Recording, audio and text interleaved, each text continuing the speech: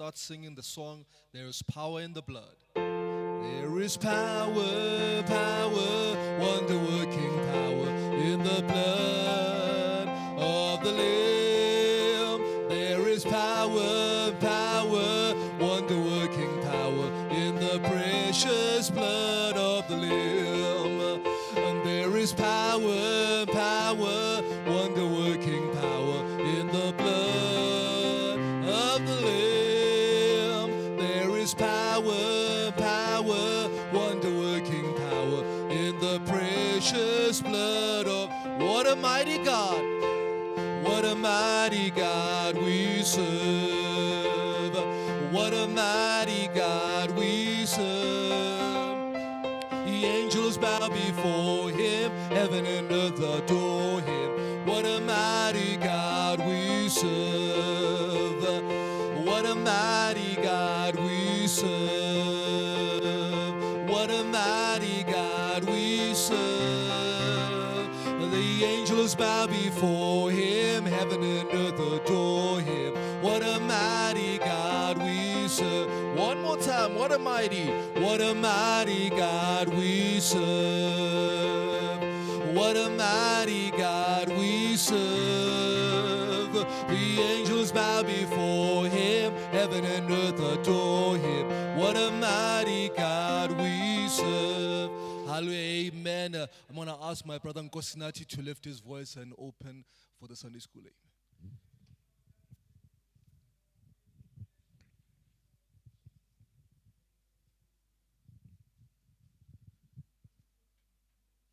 Amen. Good morning and welcome to Bible study today. I trust you all are doing well. A rainy day in Johannesburg. The forecast was that it was going to be beautiful, and it didn't turn out that way. So, anywho, we are going to continue our Bible study series this morning. If you're paying attention or you're taking notes, we're actually doing this lesson out of order, which is for tactical reasons. But this is going to be lesson number 10. And next week I'm going to do lesson number 9. And this is, that's because I didn't graduate. I don't know how to count properly. So, no, this is just for other reasons. So anyway, we've been doing this series on our fellowship, fighting for our heritage, talking about distinctives of our fellowship, things that make us unique. When you consider all of these things together as a whole, they make us a unique group of people. And so this morning, we're going to talk about our structure and how our structure enables and sustains our growth. This is not, of course, probably a very exciting subject. This doesn't have, the great levels of emotion behind it maybe that some others do, but it's important. It's important that we understand as a church, as a fellowship, our pastors and pioneers need to understand some of these things. But I do believe this will help you understand some things about our congregation, especially if you have experience with other churches. So this morning, I want to have a few scriptures read. First, go ahead and read Acts chapter 9, verse 31. Then the churches throughout all Judea, Galilee, and Samaria had peace and were edified, and walking in the fear of the Lord and in the comfort of the Holy Spirit, they were multiplied. Okay, it's talking about a group or a body of churches that, and we'll discuss this as we move on, but as they figured out their function, there was peace and there was multiplication. And then Titus 1, verse 5.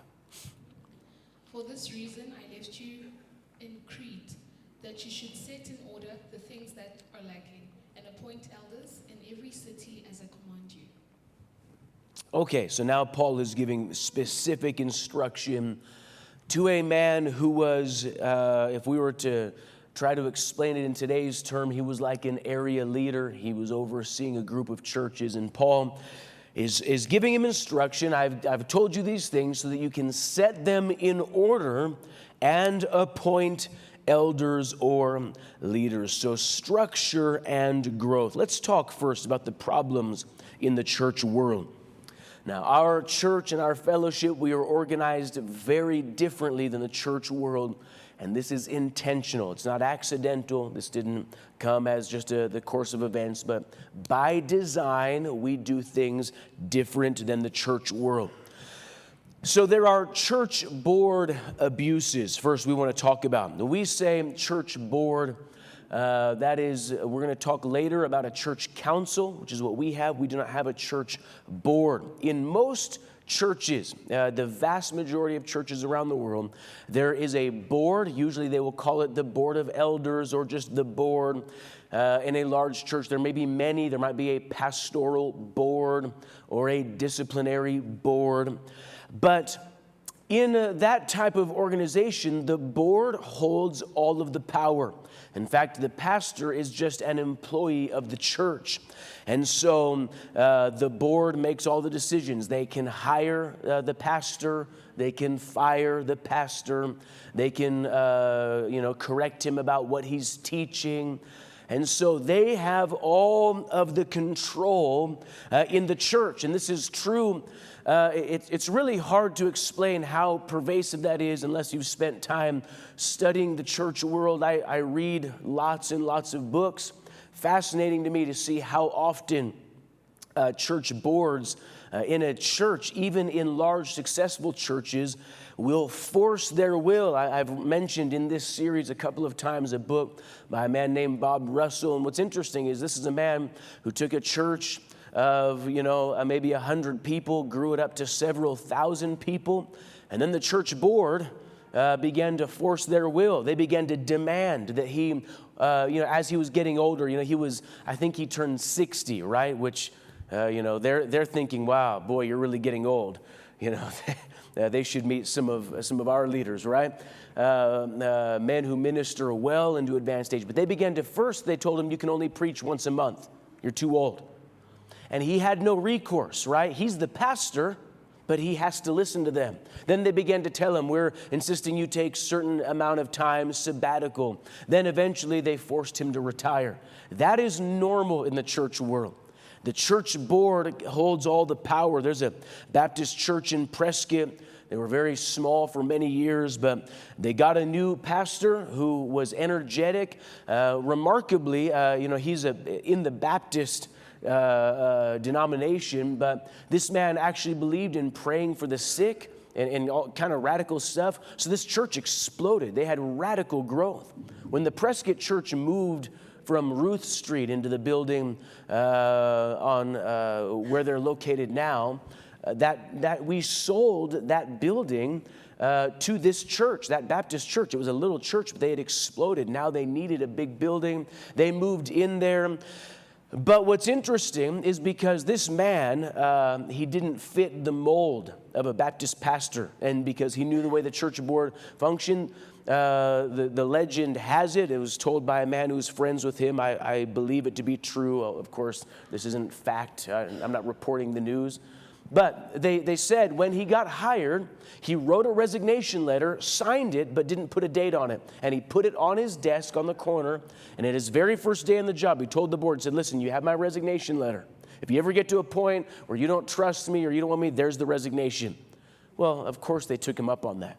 So as soon as the church began to grow and get successful, they thought, great, we've arrived. So they fired the man that made it successful. So if you read Christian literature, there's a very common thread you find in the church world, and that is pastors who have been abused by or mistreated or hurt by church boards.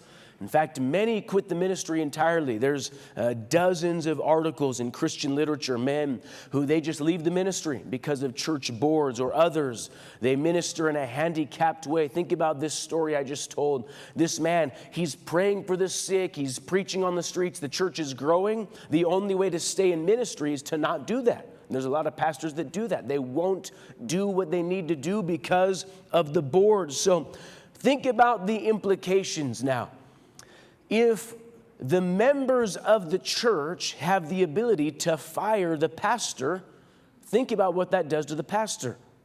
is he ever going to really preach on sin? And the answer is heck to the no.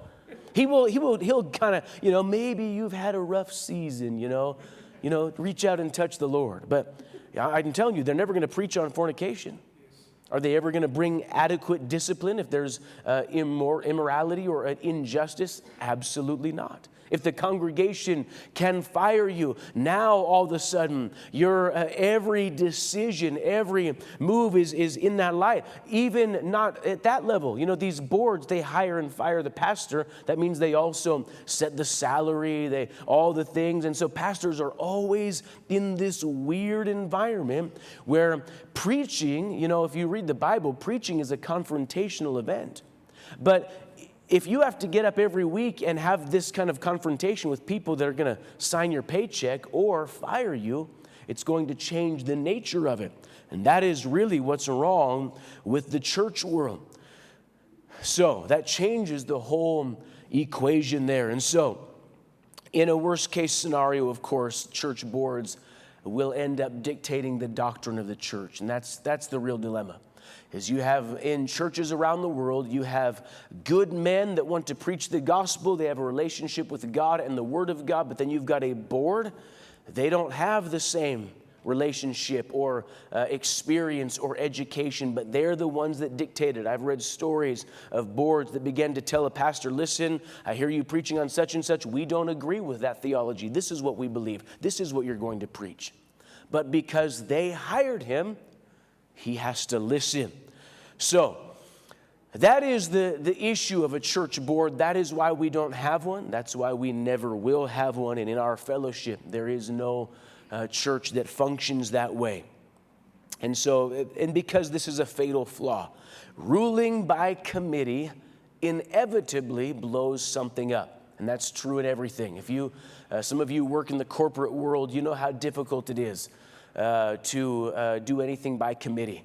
Right? If you're going to remodel the office, right? And so you go to choose the carpet. It's going to take 6 months, right? Because everyone's going to vote on the colors, right? Then the finalists, then they go in. Then someone says, I had a bad experience with the color blue in my past. Oh, okay, that one's out, right? And then we go around and around. Imagine if that's how you had to run a church when you're dealing with the lives of men and women. So that's the church board. That's the most common thing you see in the church world. But then let's talk about denominational weaknesses. We are not a denomination.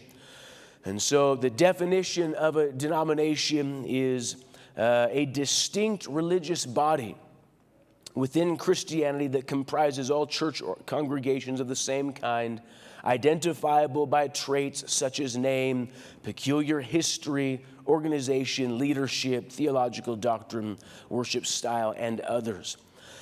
The problem is that sounds nice. In fact, if you were to use that definition, you could even apply it to us. But that only describes the outward face of denominationalism, not the inner function that we are concerned with.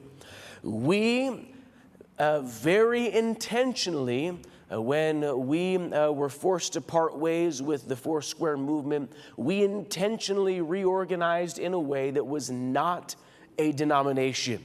And there's a number of reasons for that. Now, denominations are, of course, very diverse. And understand if you come out of a church denomination or you have family in one, there's lots and lots and lots of good people that love God in denominations. They're not evil. But we're not organized that way for a few reasons. And so this is kind of the generic overview of why we've rejected this structure. In a denomination, number one, you have centralized decision making. It's like a corporate structure.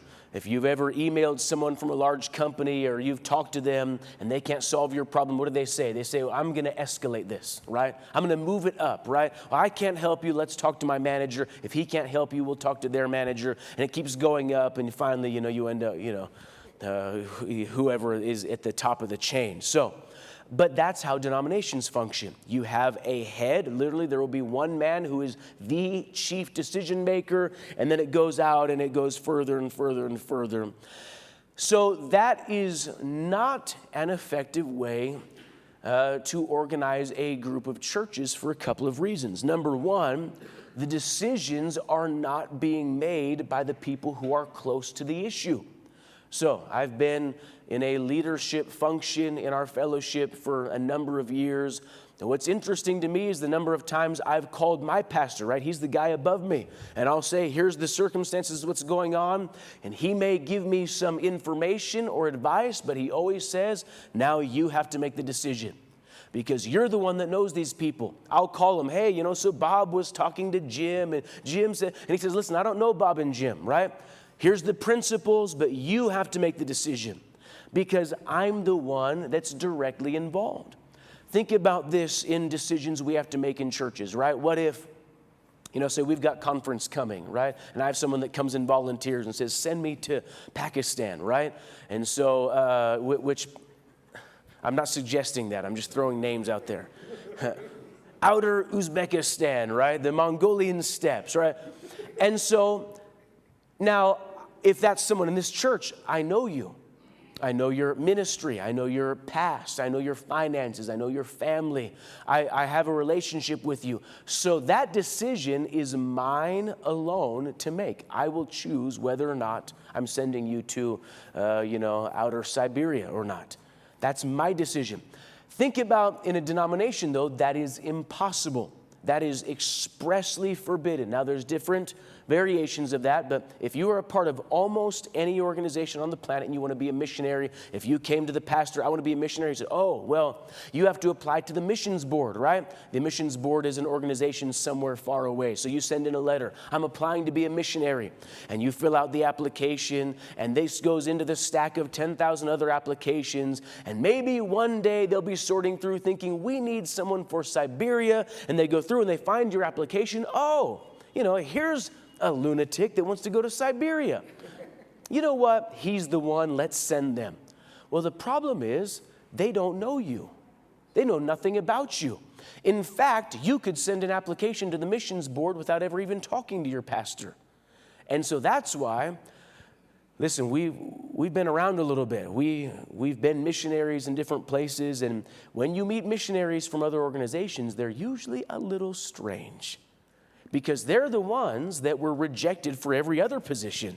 And so they went around their pastor, who's the only guy that knows them, to the missions board, who doesn't know them, and they got sent out, and that's why you meet these people that are... So centralized decision-making is weak. It doesn't work. It's very slow, of course, right? If you need to respond to a need, listen, we've made changes in churches with 1 day's notice.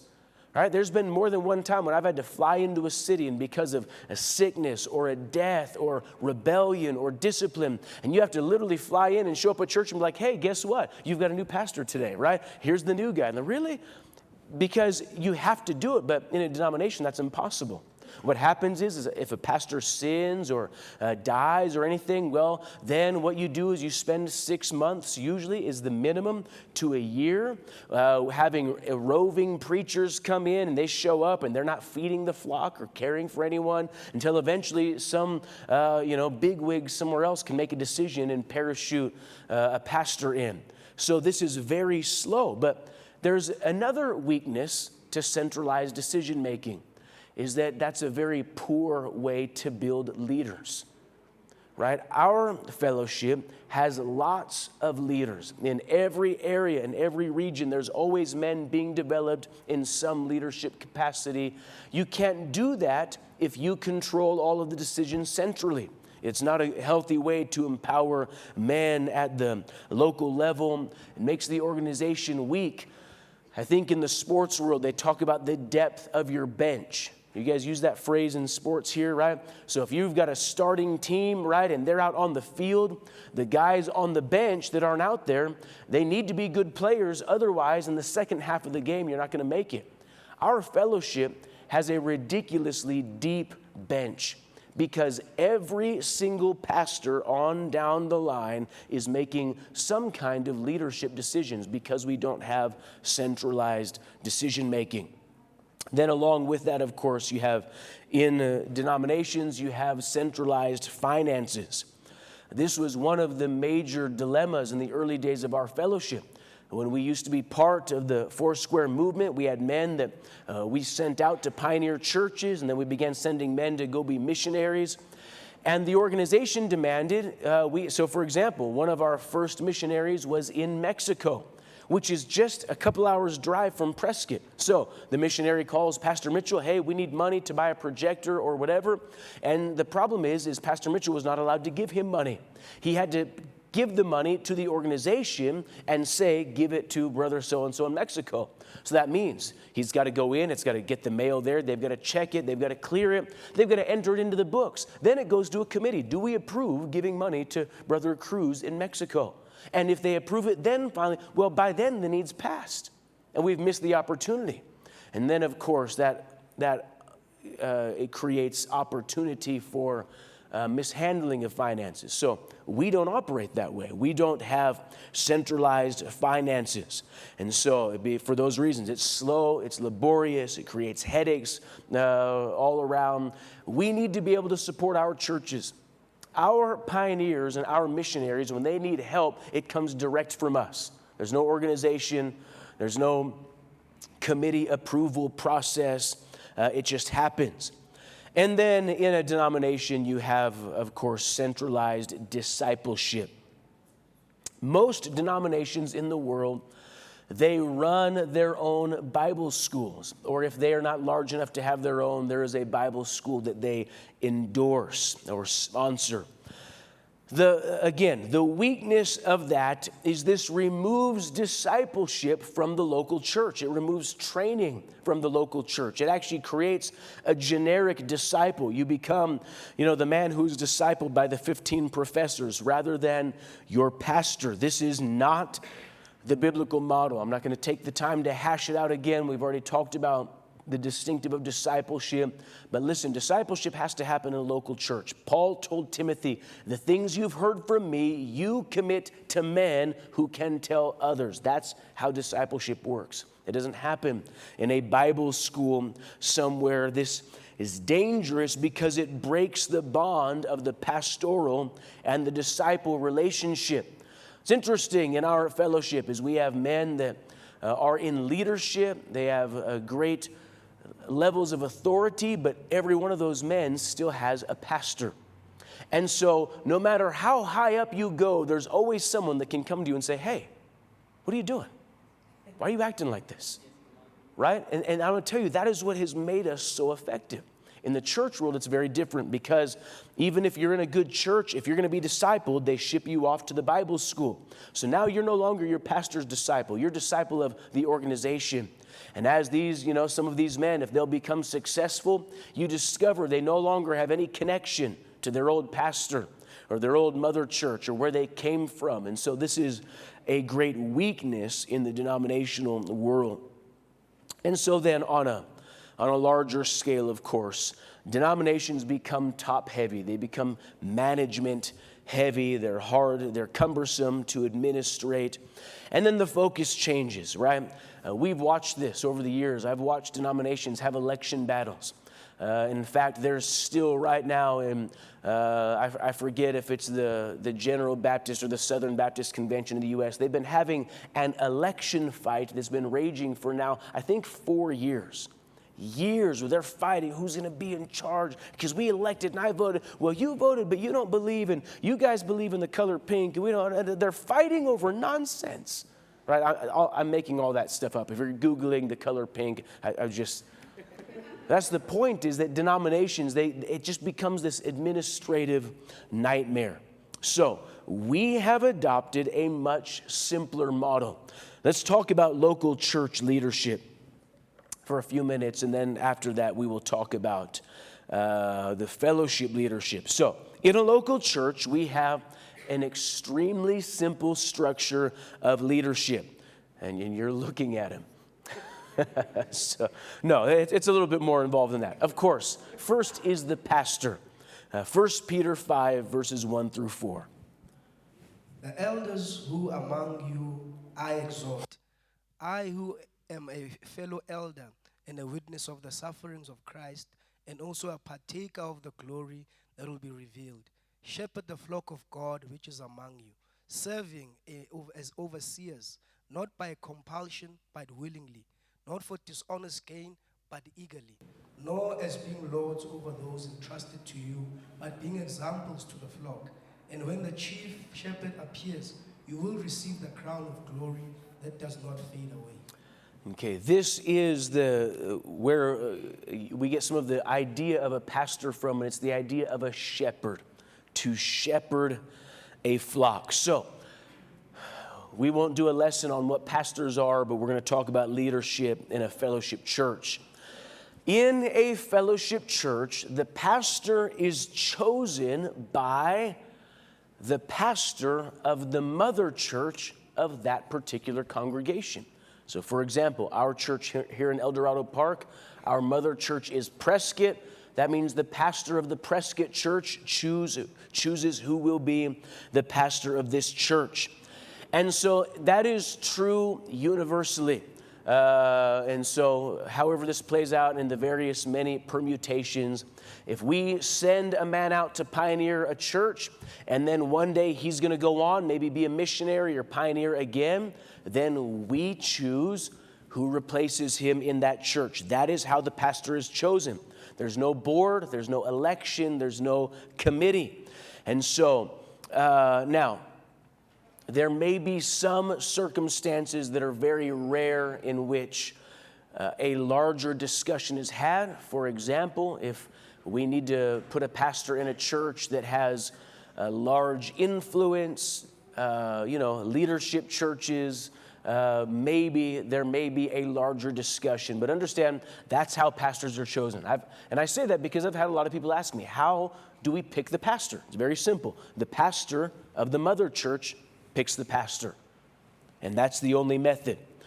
Now, it's crucial that we emphasize that this is not and this is never handled by the local church. The local church doesn't elect a pastor. They don't hire a pastor. They can't vote a pastor out. They can't fire them. And there are reasons for this. Number one, this gives dignity to the pastor, and it gives him the ability to make hard decisions, right? I've had to discipline people. I've put people out of church before for discipline. Sometimes I've had to put people's children out of church. So think about that, right? Someone's got a teenage child, right, that is, immoral, and they have to be disciplined. Well, the problem is that makes people unhappy, right? Good Christian people. Listen, I've had good Christian people look at me with death in their eyes. Right? You put my child? How dare you, right? Well, so that enables me to make those kinds of decisions. Then, of course, this protects the church. I want you to think about this. This protects the pastor from bitter people, right? Maybe some people get bitter and they just start a campaign. Let's remove the pastor. Well, they're not able to, so it's foolish. But this also protects you. Think about it for a moment. Think about if you only got all that you ever wanted in life and every decision. How would that have turned out so far, right? You would have married that one person, right, that you shouldn't have married, and you're glad you didn't. Hello? Anyone listening this morning? Right? Because we don't always know what we want, do we? And think about this. If a pastor is preaching truth, we might get offended. You know what? I don't want that. Get rid of him. Right? Well, what if that was successful and you got a pastor that wouldn't preach the truth to you? Well, that wouldn't be good for you. So we do this because it is protective. Now, this creates a delightful and a helpful dilemma. In a church, in a fellowship church, the pastor is the final authority. And so that is a double-edged sword. That means, of course, that when you become a pastor, you get to play the big boss. And some guys like that part of it, but what they don't like is the other side of it, and that is that you also are the one that gets the blame. Right? You know, when we were working on the Prescott building, we did it very, very fast. And so Pastor Greg was in charge of it, and then I was involved, and there was a few other men in the Prescott church, but there was no committee. And so I don't remember what it was. We were making one of the decisions. There was a few things, and we were all kind of sitting there. I think there was 3 of us in the room that time. And he said, all right, so let it be written, so let it be done. It's over. And then he said, the problem with making decisions like this is that the list of people to blame is very short. Right? That's one of the dilemmas of being a pastor. It's nice to say, I'm the final authority. And some guys, they like to, I'm in charge here. Yeah, the problem is, that cuts both ways because you're also the one to blame. And so I will call pastors sometimes, say, hey, I'm looking at your report and your church is shrinking. Why? They can't say, well, pastor, the board. No. It's on you. You are the final one to blame, the final butt to kick, right? So in a local church, we have this leader. We have the pastor. Then we have a church council. In a fellowship church, we establish a church council approximately when the church reaches about 50 people. Again, that's not a hard rule, but a guideline. And so a church council is men of good testimony, men who have an established walk with God. They're not rebellious. Men who love the fellowship and have a heart for people. 1 Timothy 3, verses 8 to 12. Likewise, deacons must be reverent, not double-tongued, not given too much wine, not greedy for money, holding the mystery of the faith with pure conscience. But let these also first be tested, then let them serve as deacons, being found blameless. Likewise, their wives must be reverent and not slanderers, temperate, faithful in all things. Let deacons be the husbands of one wife, ruling their children and their own houses as well. Okay, this is in the church world, they use the word deacon. Oftentimes they are imbued with more authority than we may give them in our church. But this is the text where we get this from. So, a church council, we're looking for men in the church who have a good testimony. They love God, they love the fellowship, and they love people. But the council functions differently than a church board. We talked a few minutes ago about a board. This is different. This functions, in essence, it is an advisory council. And so the church council meets once a month. We have a meeting tonight with our church council. And what they do in the council is, in a church council meeting, they observe the finances every month. So our church council members, they see a record of all the finances that have come in or gone out of our church, those decisions, and then they're able to ask questions about it. And they do. They'll ask, so this amount here that was for such and such, what can you explain that or give clarity on that? And so they observe the finances, and then they provide access. And this is, I always use the picture of a two-way valve. And so a valve is something that protects the flow or controls flow. A church council provides access between the congregation and the pastor. If people have issues or concerns in a church, that's not a problem. That is normal if you have questions. But many people really feel uncomfortable talking to the pastor. I don't know why. I'm such a nice guy, right? I don't know, it's the eyebrows maybe. And and there's many reasons, but sometimes people feel almost that it's disrespectful to ask questions when it's not. Of course, you are more than welcome to ask questions, but a church council provides a forum, really, where people could ask the church council, hey, I'm curious why such and such, why is it that we're doing this, or are we going to, and the council can bring those questions to me, or if there are problems, if there's something that the pastor is doing that's concerning, people can mention that to the council, and they can bring it up and talk to the pastor about it, and then also it works the other way. One of the dilemmas as a pastor is I have to make decisions that both are difficult and sometimes are hard to explain. Sometimes because you can't explain them. If I am forced to discipline someone, especially if it's for a gross immoral moral infraction. You know what? I'm not going to talk about that publicly. I'm not going to get up on Sunday morning. Guess what? Bob was here, but you'll never believe what he did. It's gross. It's horrific. I'm never going to do that because that's not right. But suddenly, sometimes in a church, someone's missing. And people begin to ask. And what I've seen sometimes is if the question can't be answered, right? This can, well, what happened? Where's so-and-so? What's going on? So many times if there is a disciplinary question, I will inform the council, not gory details, but I'll say, just so you know, brother so-and-so has had to be disciplined. If people are asking, then you know why it's going to be for this long. It provides a way to ease things in the church. We can diffuse things. Sometimes questions come up because people don't understand things and they're not willing to ask. The church council is useful to disseminate information in the church. The council is designed, again, as protection. So, number one, they protect the church.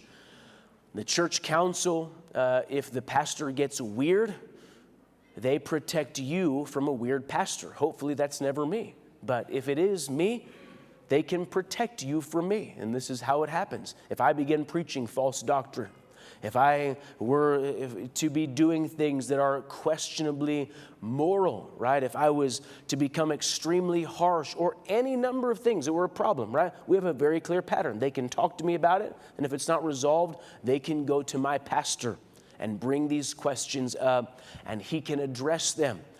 And again, that is crucial because even though, you know, we've had this letter on the back wall forever, and it has Pastor Mitchell's phone number on it. If there's ever a complaint, you can call.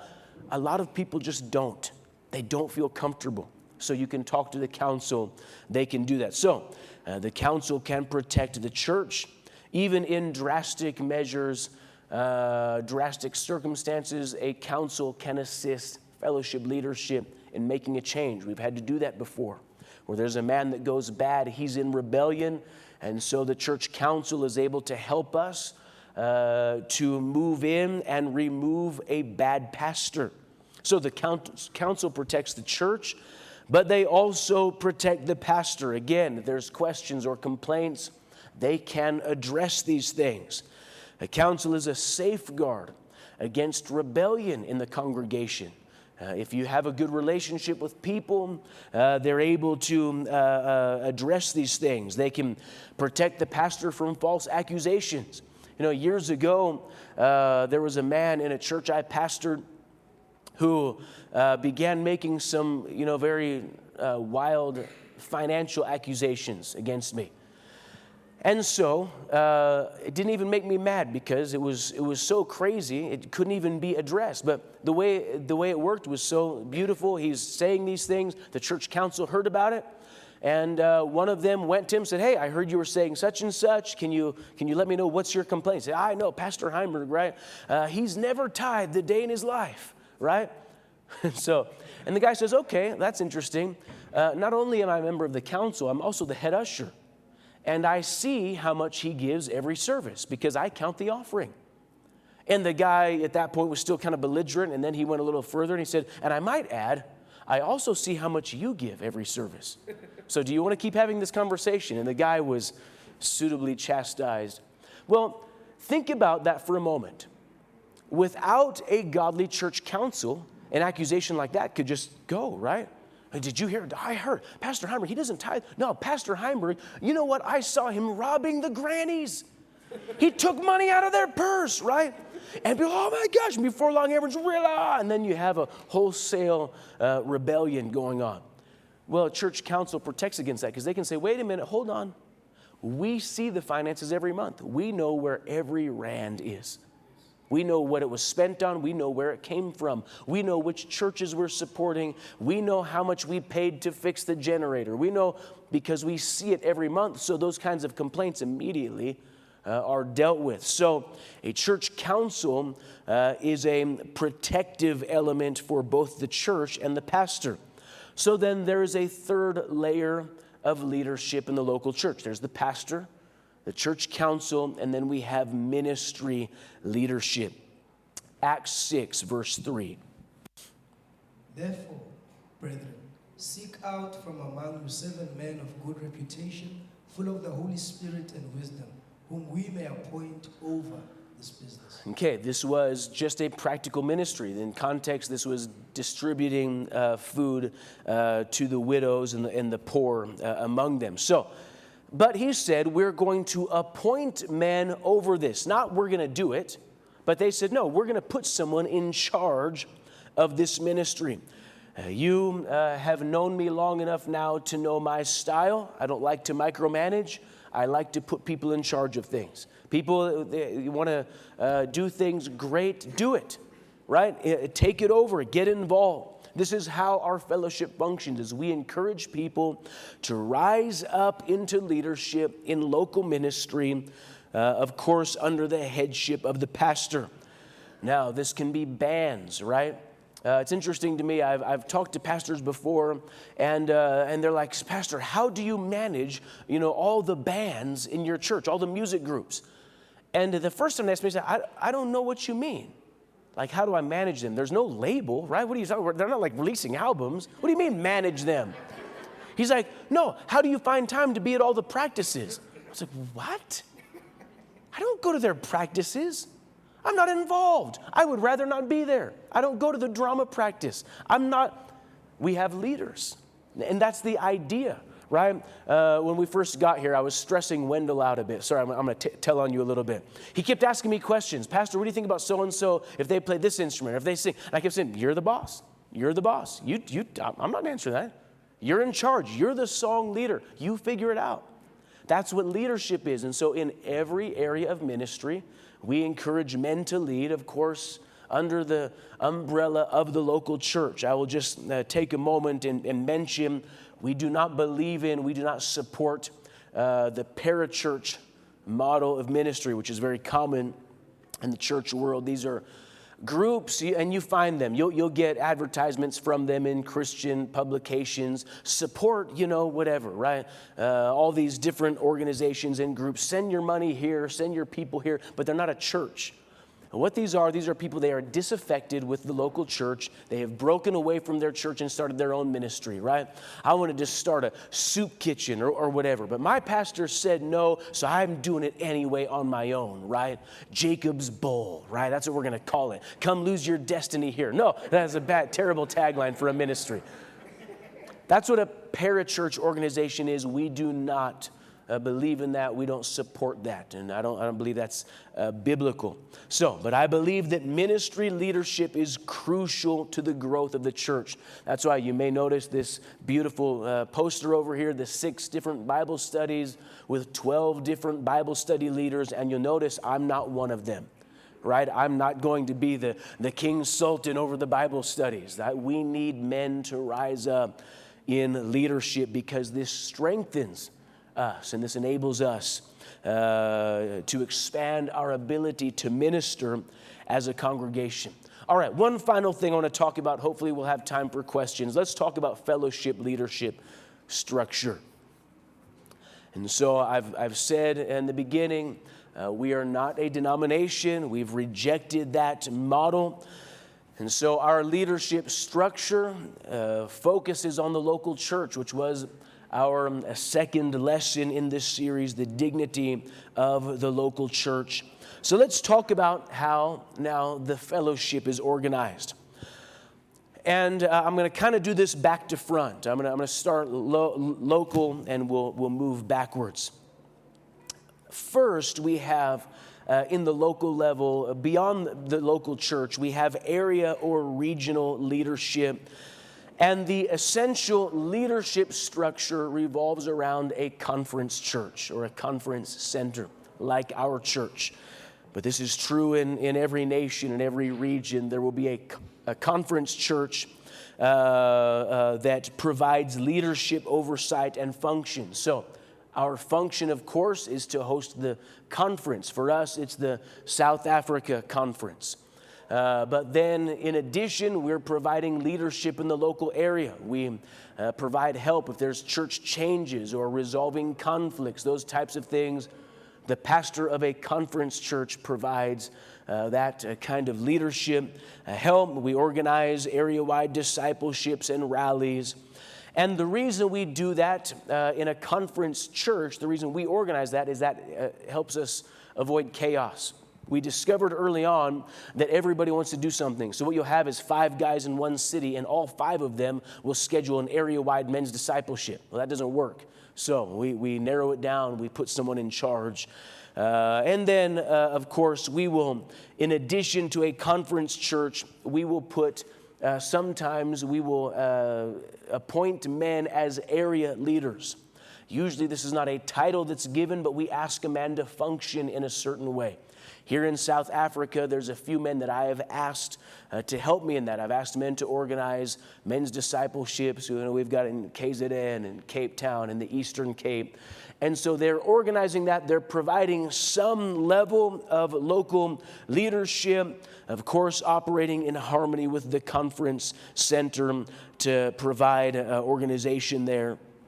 And then I will add as a side note, probably not for the local church, but for those that watch these lessons, we also have in our fellowship, very common, a harvester's homecoming. We don't do one in Eldorado Park because we have a conference, but in other churches that don't have a conference, a harvester's homecoming is where they will invite their pastors, the men they have sent, to come back in, have a time of refreshing. Those are wonderful. They're a great thing. But it's crucial that we know they're not a conference. And this sometimes becomes a confusion. Guys treat it as if it's like a mini conference.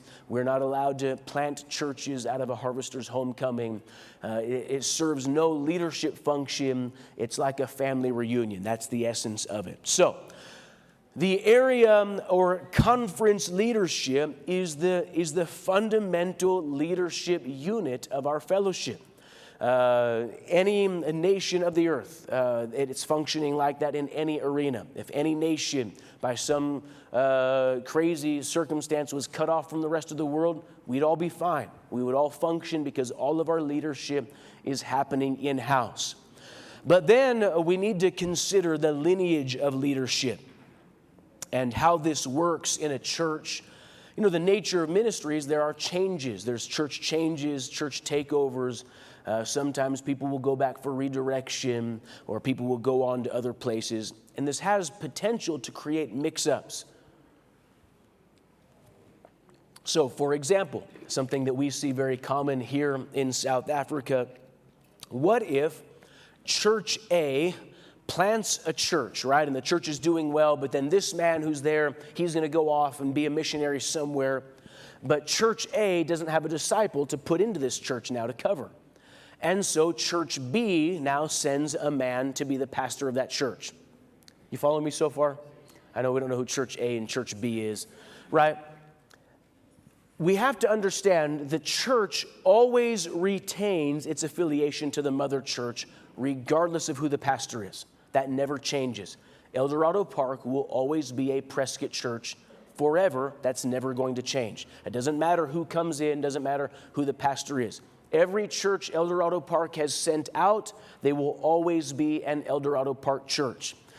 And that matters in 2 ways. That matters in just a practical way monthly. This has to do with accountability, finances, and reports. In our fellowship, our pioneer pastors, every month, they send a report back to their mother church as well as tithe to their mother church.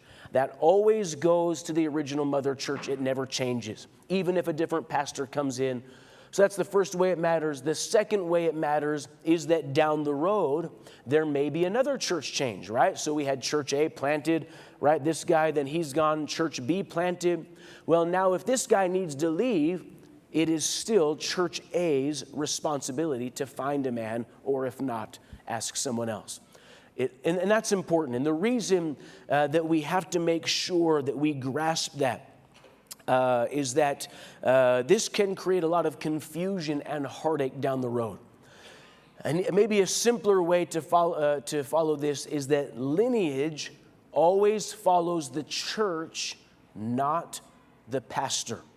So, for example, I am from Prescott. I'm a Prescott pastor, but I went in my very first ministry endeavor, I went into a church in Las Vegas, Nevada, that had originally been pioneered by the church in Nogales, Arizona. So now I wasn't in a Prescott church anymore. I was in a Nogales church. Then we went to India as a Prescott church. Then when we went to New Mexico, first in Hobbs, we were there in a Gallup church. That means I was in a Gallup church, even though I was from Prescott. My reports went to Gallup, and my tithe went to Gallup, because that was the point. Lineage follows the church, not the pastor. Now, let's think about why just for a moment. This is the only way to protect the investment of the mother church. Think about this. Our church has planted churches all over Southern Africa, and many of these churches, they may have different men in them now. They're not pastors from Eldorado Park that are in those churches. If that was the case, if as soon as a different man went in there, then their affiliation or their lineage changed to the new mother church, what happens is a lot of people would stop planting churches, because it is extraordinarily expensive to plant churches. And the only way we can do this over time is that as we grow and churches begin tithing back to their mother church, we're able to make more impact, greater impact. So if that gets confused, then it weakens the whole process. And then let's talk finally, I can see I'm running out of time. Let's talk about fellowship leadership. So we've talked about local leadership, which is conference pastors or area leaders. But we do actually have a leadership structure that oversees our entire fellowship.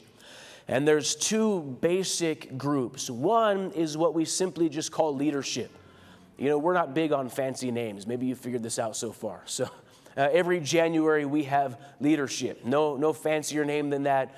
And so that is comprised, there's about 30 of us that go, that are pastors of conference churches, national conferences, or significant regional conferences, and then a few other men that they don't pastor conference churches, but they're in important areas of leadership. Every January we meet in Phoenix for 3 days and discuss issues. These are issues that will affect all of us on a larger scale. And over the years, this has been extremely helpful. It's helped us navigate many of the troubled waters. When the Brownsville and the Pensacola nonsense came through, it was leadership that made a unified decision. We do not agree with this. We're not going that way. We've decided issues like ministry standards and, practical things. They've discussed what happens if a pastor's wife dies, what's next, and those type of things. So we decide those things. That's the leadership group, and it actually is kind of a flexible group. It's not always the same men there every year. But then we also have a board of elders. This was established in 1990 by Pastor Mitchell. The board of elders currently is Greg Mitchell, Tom Payne, Mark Olson, Kevin Foley, Richard Ruby, Paul Stevens, and Harold Warner. These are men, and this is also on our letter, and it has been on our wall for years, but these men, they have overall authority, not in administration. They're not an administration group, but they have the authority to discipline or remove or correct any pastor in the fellowship, all the way up to Pastor Mitchell. And so they are the ones, if there is ever a complaint, it goes to them, and they will come to a conclusion what needs to be done. They also have the authority to make decisions on an international level, if there's conflict between pastors or anything that is concerning areas of the fellowship. In fact, it was the Board of Elders that was instrumental in saving the Australian fellowship. Some years ago, there was a man there that was very toxic, was trying to rip off the entire Australian fellowship. And so the Board of Elders had asked Pastor Mitchell, Sr., to go in and take over and preserve that. He didn't want to because of his age, but they essentially insisted. They said, you must go. And so that is the crucial point. And I will end with this. You need to remember, in our fellowship, all of our leaders are active pastors, and that's important. There's nobody that's a desk jockey who's just sitting around coming up with ideas. Everyone in any kind of leadership, from a conference pastor all the way up to our board of elders, these are men that every day they're preaching the gospel, studying the word, working with people, and dealing with issues of leadership. And that is why we are still here. We've been saved from all the insanity of bureaucracy and the church world because of that. All right, my apologies. I've gone too long. We're going to have to break. We're going to begin our Mother's Day service at 10:30.